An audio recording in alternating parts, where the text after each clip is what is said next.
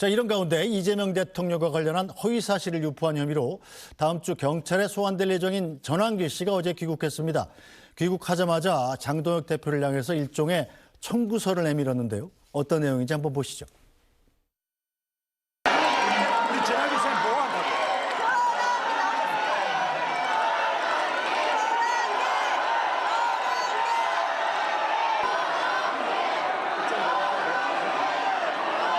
하면서 너무나 많은 분들께서 기다려주시고 저도 제가 손흥민인 줄 착각했습니다. 장동혁 대표가 당대표 되기까지 어떻게 되었는지, 누구의 지지를 받았는지, 당원들이 원하는 게 무엇인지를 스스로 돌아보길 바랍니다. 더 고민하지 마시고 윤석열 대통령 절연하는 순간 저 역시 또한 많은 당원들이 장동혁 대표를 버릴 겁니다. 네, 자, 김용태 의원, 일단 어떻게 보면 일종의 당대표를 당선하게 한 청구서를 내밀었다 이렇게 보여지던데, 자, 장동혁 대표가 취임 후에 유튜브 방송 등 덕분에 당선됐다 이렇게 이야기도 하지 않았었습니까? 예. 어떻게 생각하세요? 어떤 청구서라고 보십니까? 저는 지금 장동혁 대표가 당내에서 굉장히 큰 사면초가에 몰려 있는 거 아닌가 생각이 듭니다. 어찌되었든 한동훈 전 대표 제명권으로 친한계 의원들은 장동혁 대표의 사퇴를 요구하고 있고요. 특히 지난번 의원총회 과정에서 조광한 최고위원과 몇몇 의원들 간의 설전이 있으면서 뭐 입말을 했네 어쩌니 하면서 다른 갈등까지 지금 양상되는 거 아니겠습니까? 그런 와중에 이른바 그 장동혁 대표의 우군이라고 불렸던 윤 어게인 분들까지 윤 전 대통령하고 절연을 하면은 우리는 장동혁 대표 지지하지 않을 거야. 라고 있는 상황에서 장동혁 대표가 지방선거 치르기 위해서는 당연히 윤 전 대통령하고 절연하는 건 상식 아니겠습니까? 이러지도 못하고 저러지도 못하는 와중에 이 상황이 지금 오늘날까지 오고 있어서 과연 장동혁 대표가 어떤 결정을 할 것인가, 이 정치적인 결정이 굉장히 중요한 시점일 것 같습니다. 근데 이미 결정을 하신 거 아닌가요? 저는 오늘 그 대표 연설도 그렇지만 대표 연설에도 윤석열과 얼마 전에 뭐 한덕수 전 총리에 대해서 1심 선고도 있었습니다만 그래서 최소한 그 내란에 대한 자기 반성 결정에 대해서 윤석열에 대한 입장이 나올 줄 알았는데 그것도 안 했고 결국 선택을 한 것은 한동훈은 제명하고 결국 우리 고성국 같은 이런 분들은 또 받아들이고 결국 저는 명백하게 선택을 했다고 생각합니다. 다른 선택은 없을 거라고 생각하고 결국 그런 입장에서 이번 지방선거를 치르겠다라는 입장이 확고하다고 생각합니다. 고성국 씨 같은 경우도 지금 전두환 사진을 당사에 걸어야 된다, 뭐 이런 주장까지 하지 않았어요? 국민의힘에서는 이거 어떻게 봐야 됩니까? 저는 그래서 장동혁 대표께서 그 고성국 씨의 발언들이나 이런 것들을 좀 강하게 입장을 발표하실 거라고 생각했거든요. 그냥 시민들께서 너무 말도 안 되는 이야기들을 하니까 또 윤 전 대통령 계엄도 있었고 장동혁 대표에 대한 의중이나 입장을 기다리고 있는데 여기에 대해서 좀 강하게 선을 긋는 것들이 나오지 않고 있다 보니까 박 의원님께서 말씀하셨던 것처럼 많은 시민들이 아직도 국민의힘에 대해서 혼선을 갖고 있는 것 같아요. 잘못된 인식들을 갖고 계신 것 같아서 대표께서 이참에 명확하게 윤 어게인들하고 선을 긋고 윤 전 대통령하고 선을 긋고 이러한 입장 표명이 오늘 내일이라도 하셔야 된다고 생각합니다. 네, 김용태 의원 발언과는 달리 박상혁 의원 생각은 그렇지 않을 거다라는 게 그 예상이신데 그렇게 되면 그럴 거면 장동혁 대표 사퇴하고 김용태 의원이 다시 돌아가야죠. 아니 민주당 입장에서는 어떻게 보면 좀 이득 아니에요? 아니 뭐 이득 이런 걸 떠나서 기본적으로 불행하지 않습니까? 정치가 불행해지고 국민들이 불행해지고 지금 국회를 구성하고 있는 주요 야당에서 아직도 오늘 뭐 본인은 헌정 얘기를 하던데 헌정을 부정하는 세력들이 이렇게 당의 주류를 이루고 있다는 것은 근본적으로 불행하기 때문에 저희들이 계속 윤 어게인과 단절하고 내란에 대해서 사과하라고 얘기를 하는 겁니다. 네, 이 국민의힘이 지금 또 다 강령도 바꾸려고 추진을 하고 있다면서요. 거기다 뭐 반공 뭐 이런 것도 들어간다던데 어떻게 추진되고 있습니까? 지금 추진되고 있고 당명 개정도 이미 접수가 다 끝난 걸로 알고 있고요. 발표를 앞두고 있는 것 같은데 물론 그것이 발표해서 새로운 당명과 강령이 있다고 하더라도 뭐 효과가 없진 않겠죠. 컨벤션 효과도 있을 거라고 생각합니다. 다만 계속 같은 이야기 하는 건데요. 본질이 바뀌지 않으면 시민들께서도 이미 다 알고 계시고 우리 국민들 똑똑하시잖아요. 지난 6개월 동안 장동혁 지도부가 어떻게 취해왔는지 어떤 행동을 보여왔는지를 우리 시민들이 다 보고 있으셨기 때문에 그 효과가 우리가 기대했던 것만큼 그 이상의 효과는 나오지 않을 거라고 생각하고 그 기대한 효과를 얻으려면 결국에 본질부터 우리가 바꿔야 된다고 생각합니다.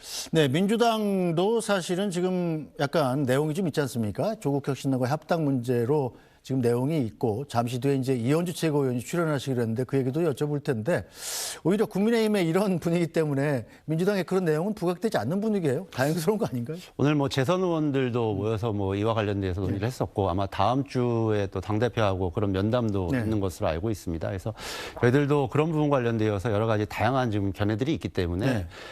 중요하게 생각하는 것은 저는 이런 문제가 있을 때 해결할 수 있는 능력, 자정 능력이거든요. 네. 저는 민주당은 갖추고 있다고 생각을 하고 그럴 수 있는 대화와 틀을 만드는 것, 뭐 이런 부분들을 재선 의원들이 강조를 했습니다. 그래서 네. 그런 부분들을 중심으로 해서 풀어나가도록 하겠습니다. 박상혁 의원은 어떤 입장이세요? 조국혁신당의 합당에 적극적으로 찬성하시는 입장이세요? 아니면 이현주 최고위원처럼 좀 반대하시는 입장이세요? 저는 뭐 큰 틀에서의 뭐 그 함께 하는 거에 대해서는 네. 뭐 대부분에 다 동의를 하고 있다고 생각합니다. 그런데 그 과정 속에서 있는 문제들을 어떻게 풀을 것이냐 이것들은 시기와 또 방법들은 의견들도 다르기 때문에요. 그럼 서로 간에 좀 지금 대화가 더 필요한 시기 같고요. 그거에 대해서 찬반으로 결정하기보다는 거기에 필요한 좀 논의의 과정들도 좀 더 있다고 생각합니다. 그래서 네. 어제 뭐 초선 의원들도 얘기하신 거고 오늘 재선 의원들도 얘기하신 거고요. 그다음에 또 당내에서도 빨리 그런 부분 관련돼서 의총에서 좀 토론을 하자라는 말씀들이 있기 때문에 저는 이런 틀을 만드는 과정 속에서 결론은 내는 것이 가장 중요하다고 생각합니다. 그런데 이 조국혁신당의 합당 논의를 지금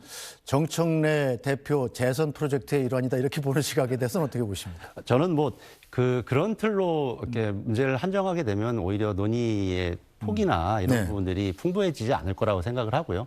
저는 중요한 것은 이번 지방선거를 우리가 이길 수 있는 선거로 만드는 토대가 어느 것이 유리하느냐, 어느 조건이 돼야 되느냐 이런 관점에서 좀 바라봐야 될 거라고 생각합니다. 네. 자, 김용태 의원 보시기는 어떻습니까? 다른 당 얘기입니다만 민주당의 내용 오늘 또 1인 1표제가 또 재수 끝에 가결이 되지 않습니까? 이 상황은 어떻게 보고 계세요? 민주당 얘기하니까 재밌네요. 네. 일단 첫 번째 말씀드리고 싶은 게 양당이 지금 갈등이 있고 내용이 있는데 네. 국민의힘은 뺄셈 정치 갖고 싸우고 있고 안동훈 전 대표 제명권 가지고 네. 민주당은 그 덧셈 정치, 그러니까 합당권 가지고 싸우고 네. 있다. 뭐 이렇게 보시는 것 같아서 굉장히 안타깝고요. 두 번째로 이 합당과 관련해서 제 개인적인 추측입니다만 대통령께서 느끼시기에는 아무래도 조국당하고 합당하기보다는 네. 양당이 경쟁하면서 파이를 늘려가는 것을 원하고 있지 않을까. 그게 사실 맞는 방향이라고 생각이 들거든요. 근데 정청래 대표께서 아무래도 그럼에도 불구하고 이제 합당을 추진하는 것은 많은 분들이 추측하고 있었던 것처럼 본인의 어떤 입지를 강화하기 위한 그런 어떤 합당의 일환 아닌가 이렇게 해석이 될 수밖에 없는 것 같고요. 모르겠습니다. 이것이 민주당의 또 지방선거에 어떤 파장을 미칠지도 궁금하지만 네. 이것이 아마 보수 진영에 미치는 영향도 클 거라고 생각합니다. 저희 당 같은 경우에도 이제 국민의힘이 과연 보수 진영에 있는 다른 당하고의 연대를 어떻게 할 것이냐 이런 것들이 계속 논의가 돼가고 있는데 민주당과 조국당의 합당 논의가 무르익어가면서 반대급부로 이 보수 진영에 대한 연대에 대한 것들도 계속 이야기가 나오고 있는 것 같아서 네. 이 부분까지 좀 같이 주의 깊게 자, 보시면 될 것 같습니다. 조국혁신당과 민주당이 합당을 하면 지방선거에 시너지가 얼마나 있을 거라고 예상하십니까? 뭐 그건 평가하는 분들마다 좀 다른 것 같아요. 또 지역마다 좀 다를 수도 있고 그래서 뭐 제가 예견하기는 좀 어려울 것 같고요. 그래서 좀 전에 말씀드렸던 것처럼 전 대부분의 당원들이 큰 틀에서의 뭐 힘을 합치는 부분들, 네. 뜻이 같으면 합치는 부분들에 대해서는 다 동의하는데 아까 말씀드렸던 것처럼 이렇게 시기라든지 또 지방선거에 어떤 유리할지 뭐 이런 부분들 관련돼서 좀 다들 의견이 다양하신 거거든요. 그래서 네. 그런 부분에 대해서 좀 토론이 풍부하게 되는 것, 결국 그런 과정 속에서 그게 이거지면 문제도 해결하고 결국 지방선거에도 도움이 된다고 생각합니다. 자, 그런데 어찌 보면 이제 민주당은 큰 당이고 조국혁신당은 12석짜리 작은 당이잖아요. 오히려 표 계산을 하자 보면 조국혁신당이 더 급할 만한데 지금 밖에서 보기에는 민주당이 오히려 약간 더 급해 보이고 조국혁신당은 약간 느긋한 입장인 것 같아요. 이렇게 보이는 이유는 뭐라고 보세요? 뭐 아마 먼저 제안을 했으니까 뭐 그럴 수 있는데요. 뭐 그걸 지금 조급하다 급하다의 문제보다 먼저 이제 제안을 했으니까 그에 따른 책임을 갖고 있으니까 그런 논의가 여기 안에서 있는 거고 오히려 이제 조국혁신당 같은 경우는 논의의 토대가 좀 작으니까 그런 부분에 있어서 의견이 크게 분화되지 않는 거죠. 알겠습니다. 자, 이현주 최고위원이 나와 계시니까요. 이 얘기는 계속해서 이현주 수석 최고위원과 얘기 나눠보고 겠습니다. 자, 박상현 의원, 김용태 의원 두 분 수고하셨습니다. 감사합니다. 감사합니다.